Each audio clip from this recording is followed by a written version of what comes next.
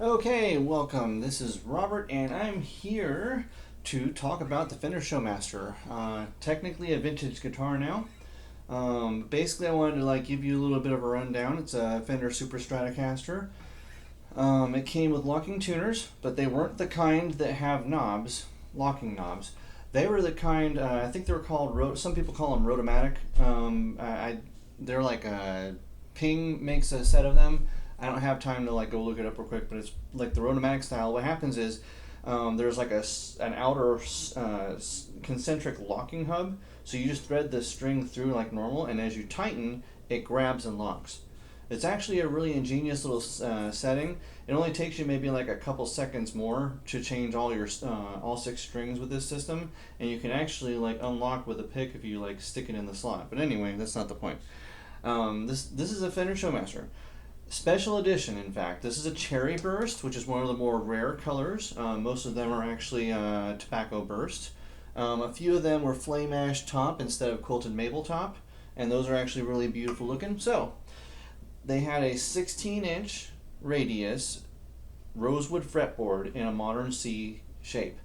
The higher the radius number, the more flat the fretboard. And so this feels almost like down low, you're playing a classical guitar almost. It's actually really nice having a 16-inch radius all the way across the board.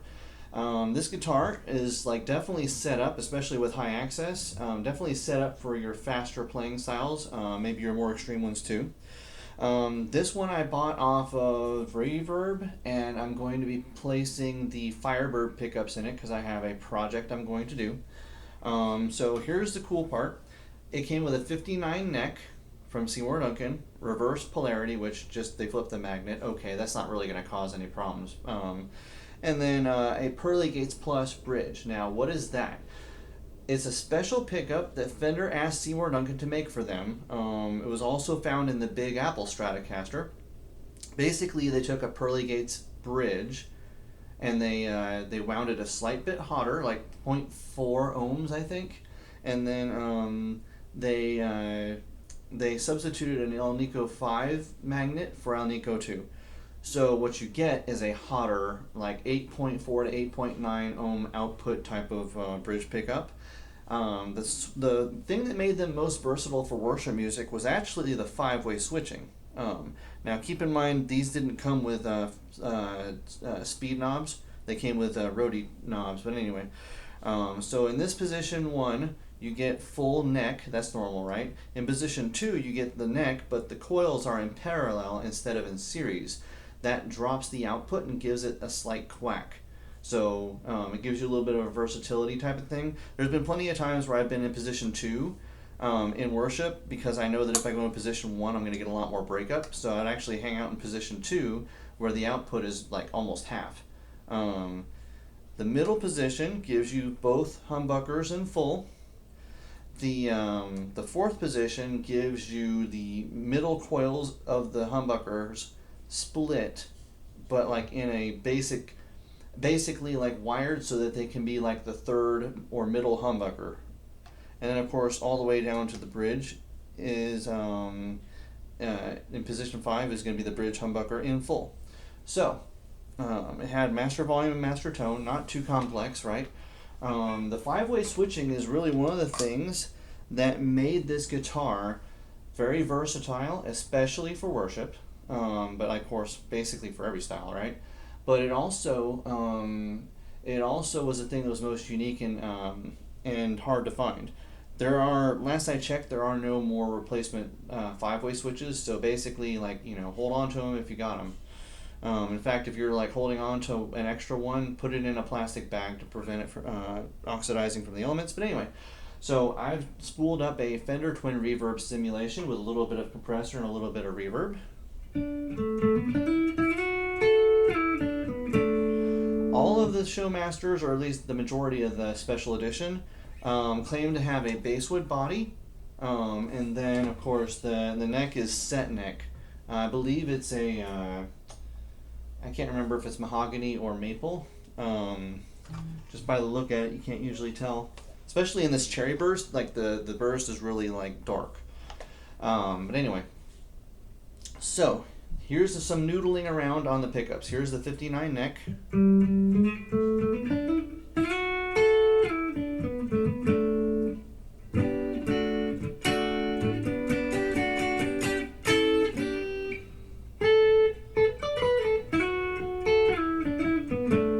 no, I didn't rehearse any of this.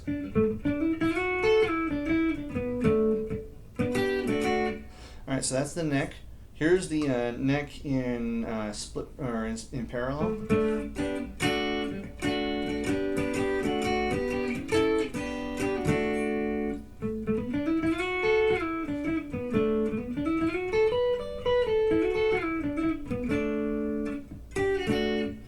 Alright, then there's middle position with all humbuckers going.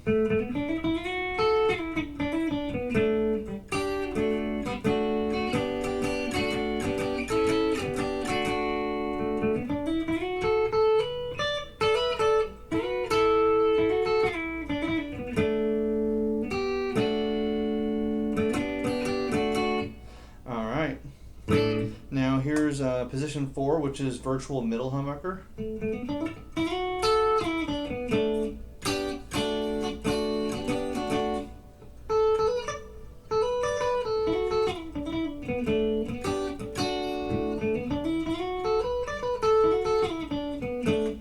Alright, and now here's the full bridge.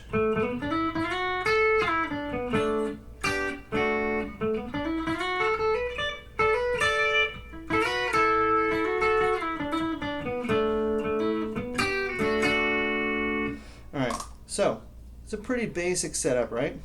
Now, I would point out that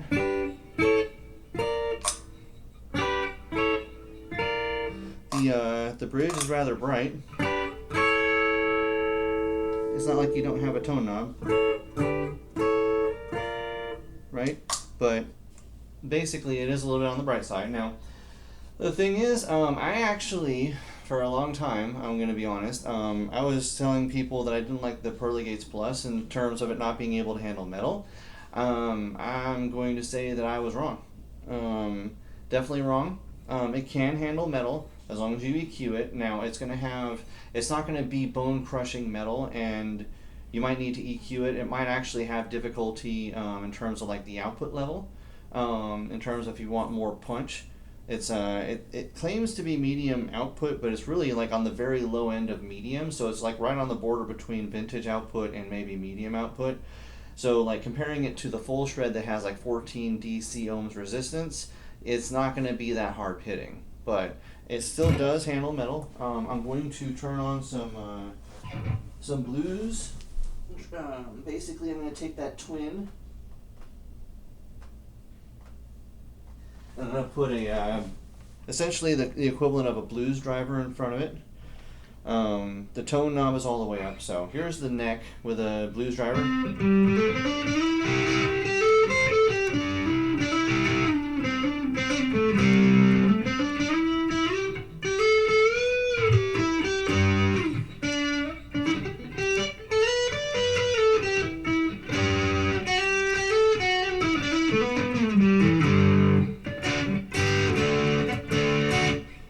It's pretty good. Now listen to this. Listen to this switch. It's less output in position 2 with the neck coils in parallel versus full. And that's actually been useful in worship several times. Let's see. Then let's try middle position with both the humbuckers and full.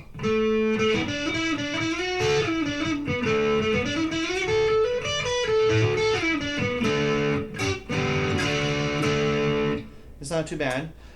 Keep in mind, this is not like the Seymour Duncan hot rodded combo. You're not going to get as high of a volume jump going to the bridge. Here is position 4, which is supposed to be the third humbucker.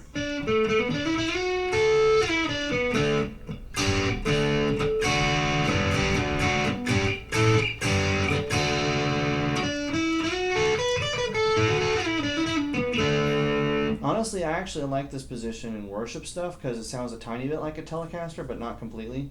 Only a tiny, tiny bit though. But having that third middle humbucker is actually useful on some songs so that I don't have to keep switching.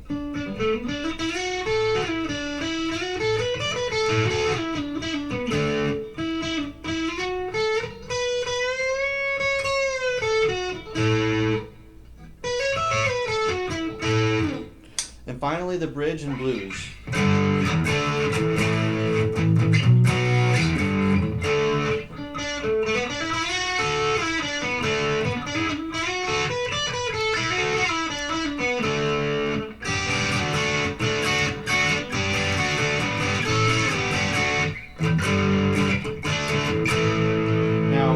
You see what I mean? It's got a little bit of a fizzy character that some people may or may not like. The bridge, that is, the Pearly Gates Plus. Now, I'm going to switch over to a, essentially the equivalent of putting a Boss Metal Zone pedal in front of the twin reverb amp sim that I'm using.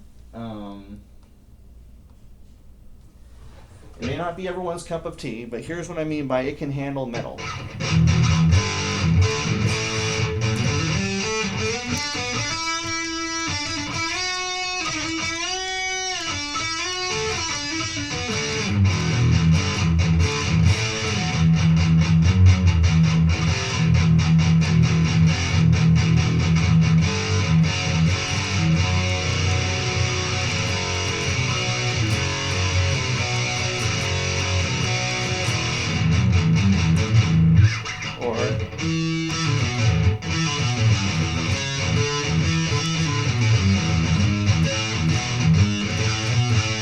If I can get my brain to synchronize.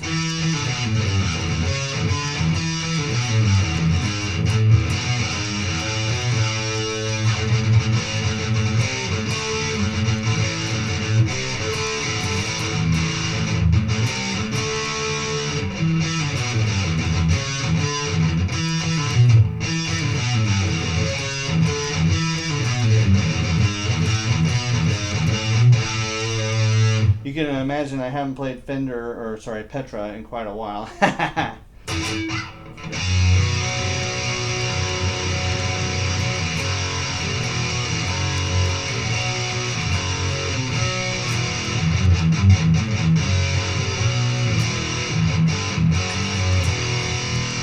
So, can it technically play metal, the Pearly Gates Plus? Yes, it can. I actually retract my statement that I've told to a few people where I didn't feel like it could handle metal. Now, that being said, it has a little bit of a fizziness and a little bit of a mids that I'd like to try to dial out real quick, if that's alright with you. Let's drop the mids by about half.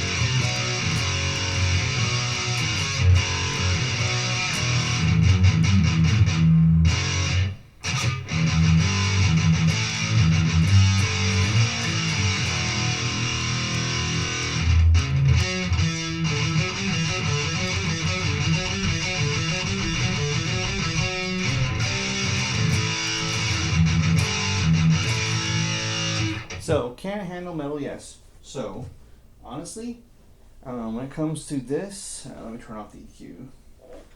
I'm going to be honest and say,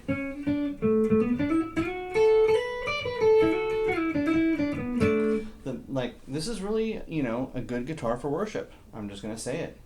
The switching makes it really versatile. There's a lot of stuff you can do with it. I wonder if I can get it to quack a little bit. Nope. Not really. Not much from the neck. Now, so Fender really, I think they could have done a little bit better with the launch of this, because what does it look like? It looks like it screams metal, like play me fast, right? Joe Satriani, Steve Vai, people like that should be playing this, right? It was designed by Mr. Suhr, S-U-H-R, and he actually, maybe it's Suhr. Anyway, he went on to found Suhr Guitars and Musical Instruments, right? And he basically kept mostly the same model for his guitars. It was weird when it came out. I remember it clearly. I bought one in a music store because I thought it was cool. I played it for like a year or two, but then I started getting this sense of something in my mind that like if I change the pickups on it, I'm going to destroy the resale value. The problem with that mindset is like it doesn't really matter, because at the end of the day, like whether you sell it or not shouldn't be the main driving factor. The main driving factor should be the pickups that are, what does it match what you want? And honestly, this thing does. With a caveat, like the bridge pickup gets fizzy and sort of like starts to feel like it fizzes out when it comes to certain metal styles. But I'm not here to judge. Let's actually do something real quick. I'm gonna go over here and run a tweed combo. I'm gonna run a tweed combo at balls to the wall at max. Let's see what happens.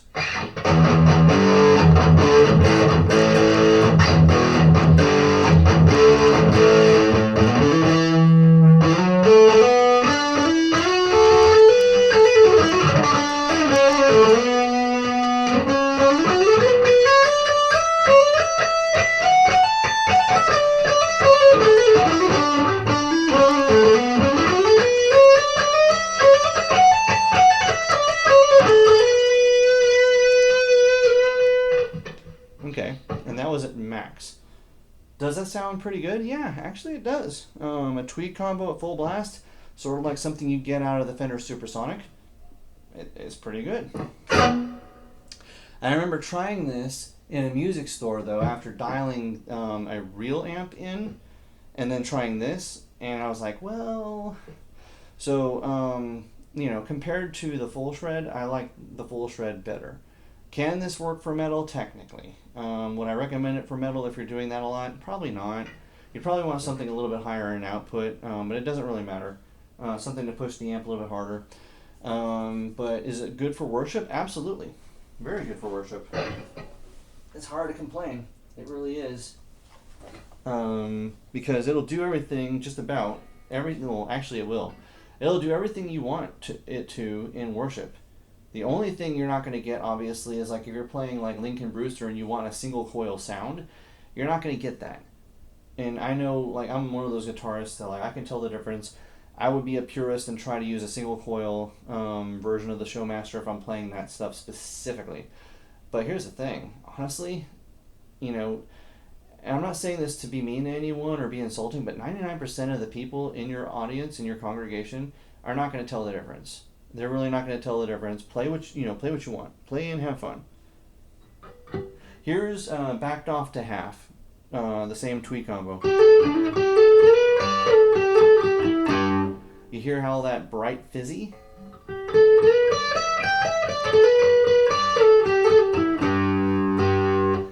In some senses, that's actually the harmonic resonance of the pickup. It doesn't have a lot of winding to it, so it's actually going to be more emphasizing of the high notes, and that's good. Some people like the vintage sound.